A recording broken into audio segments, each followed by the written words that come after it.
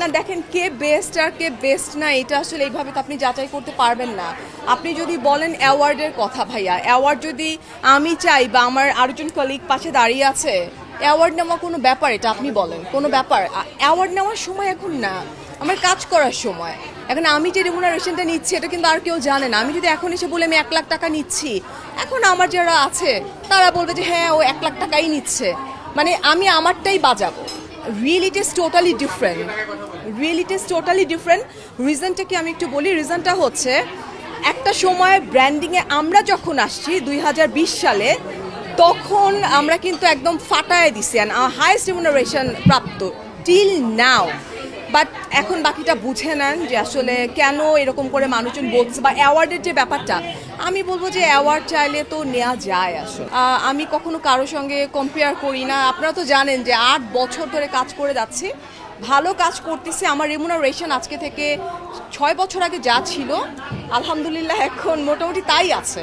But new জেনারেশনকে আমি বলবো you are most welcome, because এটা অনেক সুন্দর একটা প্ল্যাটফর্ম। আমি বলবো যে ঘরে বসে টাকা ইনকাম করার জন্য দিস পারফেক্ট প্ল্যাটফর্ম। যে বা যারা বলছে যে ব্র্যান্ড প্রমোশনে তারা টাকা বাড়াচ্ছে, আপনাদের কাছে আমার একটা কোয়েশ্চেন থাকবে যে কে টাকাটা দিচ্ছে, নাম্বার 1। কারণ হচ্ছে আমাদের ডলারের সঙ্গে সঙ্গে আমরা কিন্তু 2020, 21, 22 ওই মোমেন্টে আমরা হাইস্ট রেমুনারেশন আমি ফারিয়া নিয়েছি।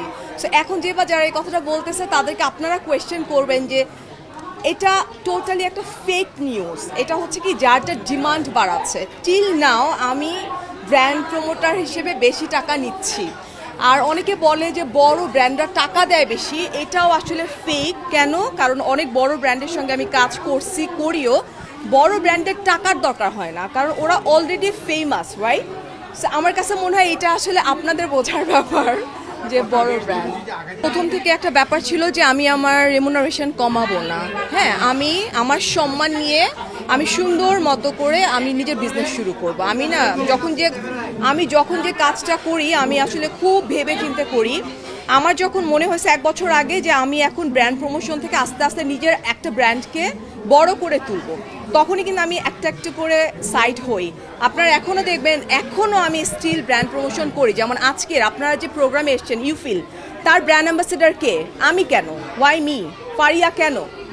নিশ্চয়ই এমন কিছু আছে যার জন্য ফারিয়াস মিররি অ্যাজ আ ব্র্যান্ড অ্যাম্বাসেডর এখানে আছে, তাই না? সে অ্যান্সারটা তো পেয়েই গেলেন, আর কি বলবো আপনাদেরকে বলেন।